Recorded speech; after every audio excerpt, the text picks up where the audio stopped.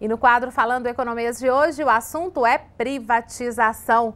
Será que vale mesmo a pena passar a administração pública para empresas privadas em busca de uma economia para o Estado ou então para a União? Para falar sobre isso, eu converso agora com o consultor de gestão e negócios, Augusto Avelar. Olá, boa tarde, tudo bem? Olá, boa tarde, tudo bem. Explica para a gente primeiro o que é a privatização nos moldes que os governos desejam. Bom, a privatização é um momento em que o governo vende uma empresa que é estatal para a iniciativa privada, certo? A diferença, tem dois termos aí importantes, é a concessão e a privatização. A diferença é que na concessão o governo cede o uso daquela empresa por um tempo para a iniciativa privada e existe um acordo aí entre as duas partes. Ela não fica sendo daquela empresa, né? Exatamente. Ela tem aí tipo uma certa... Tem gestão do Estado quando é assim? Tem. Quando é feita a concessão, o Estado tem um acordo com a empresa que vai gerenciar e operacionalizar essa estatal por determinado tempo. Um bom exemplo disso é as estradas, que são concedidas para a iniciativa privada e elas fazem a gestão, a manutenção e tiram dali um ganho. Parte desse ganho vai para o governo. E qual o benefício e qual o prejuízo aí para um Estado ou para a União ter empresas, aliás, ter órgãos públicos privatizados? É assim, pelo momento que a gente está vivendo, um momento de retomada da economia, vamos dizer assim, é uma iniciativa, é uma estratégia importante que pode ser utilizada, desde que os benefícios dela sejam maiores do que os malefícios, vamos dizer assim. As vantagens sejam maiores do que as desvantagens.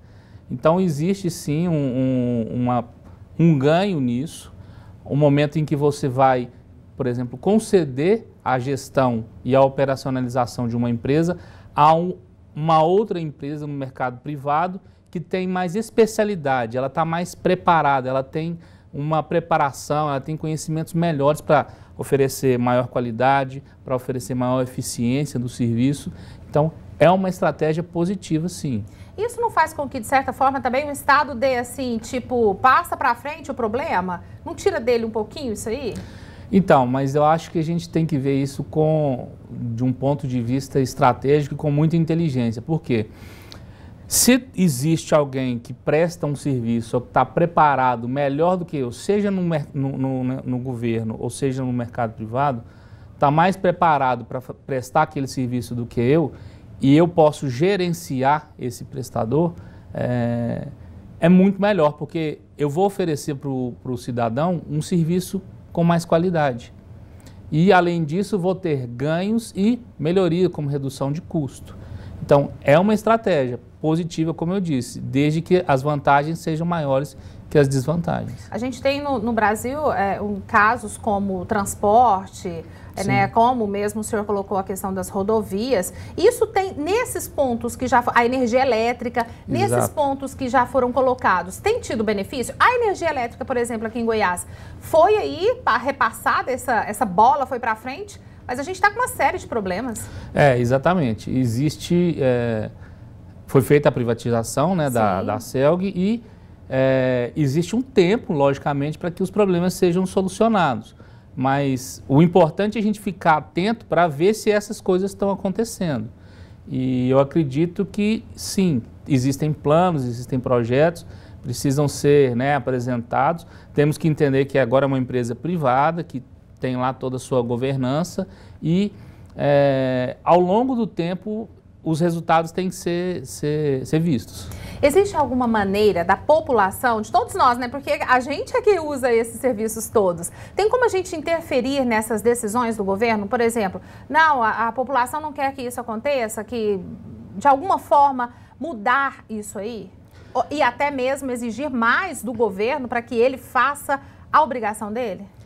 Existe, por exemplo, quando vai fazer uma privatização, uma concessão, existe uma divulgação do governo sobre esse assunto. E existem editais, documentos como esse que informam como é que vai ser esse procedimento, né?